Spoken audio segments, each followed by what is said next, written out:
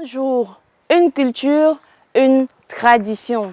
C'est ce que nous allons vous montrer dans cette édition de votre programme C'est Agro. Chaque tribu, chaque groupe de population a dans ses habitudes depuis les ancêtres cette culture-là qui la caractérise. Eh bien, chez les peuples Bakaka dans le département du Mungo, le petit pois en français et matobo en langue locale fait partie de ces identités remarquables à leur culture. Aujourd'hui, dans cette édition de votre programme C'est Agro, nous voulons vous amener à la découverte de la culture du matobo qui est à l'origine des mets comme le coquille, de la culture jusqu'à la récolte. Ne quittez pas, je vous retrouve après le générique.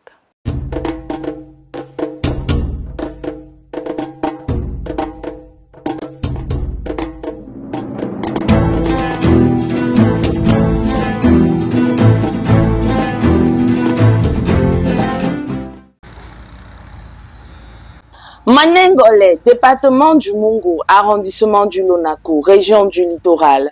Après la chute drastique des cours du café entre 1970 et 1980, les peuples Bakaka se concentrent sur leur culture ancestrale locale, dont l'une est appelée localement Matobo. Le Matobo, ça représente la nourriture. Chez nous, quand on veut manger ça, quand on va finir de fendre comme ça jusqu'à éplucher, on va écraser. Auparavant, on écrasait ça à la pierre. Il n'y a pas de machine. Quand on a fini d'écraser, on va faire ça, on attache, on met au feu. Et c'est le soir. Le matin, quand tout le monde, des fois on mélange avec s'il y a aussi le maïs, on met le maïs aussi dans la marmite. Le maïs frais, on mange avec. Le matin comme ça, tu vas voir que les mamans, quand ils ont détaché, tout le monde est entouré sur la feuille, chacun mange. Et quand tu manges ça le matin, tu peux rester toute la journée, tu n'as pas faim. Fortement ancrés dans leurs habitudes de consommation, cultures et traditions, la culture des petits pois occupe une place de choix dans leur système alimentaire. On ne peut pas faire une fête sans matobo. Une bonne fête matobo, même le deuil matobo. C'est une nourriture tu peux manger même à n'importe quelle heure, ça ne te menace pas.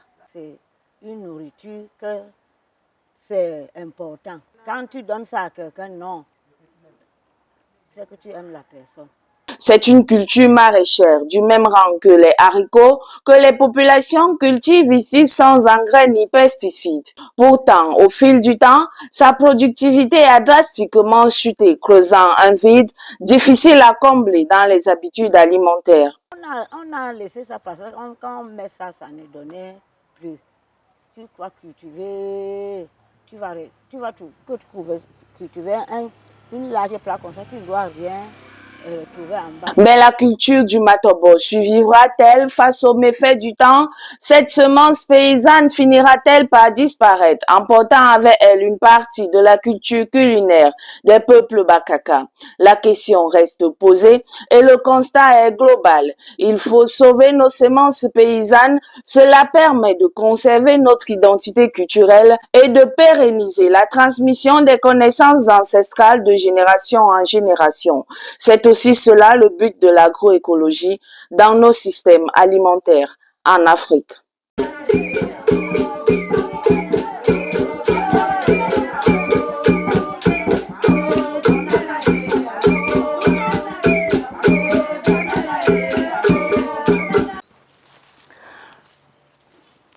Voici des plans de matobo à mi-parcours. Dans quelques mois, certainement, nous aurons des petits pois comme ceux que j'ai dans les paumes de mes mains. Mais la productivité de cette culture traditionnelle des peuples Bakaka est fortement menacée, ce qui pourrait conduire à sa disparition sur les tables de festin et de deuil de ces populations.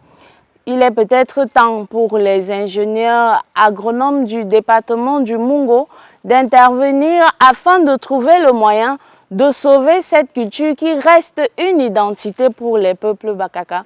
afin que l'agriculture moderne fasse la rencontre de l'agriculture traditionnelle et conserve ainsi toute son identité. C'est tout pour cette édition de votre programme C'est Agro. Merci de nous avoir suivis. À vendredi prochain, même heure, même plateforme. Bye bye.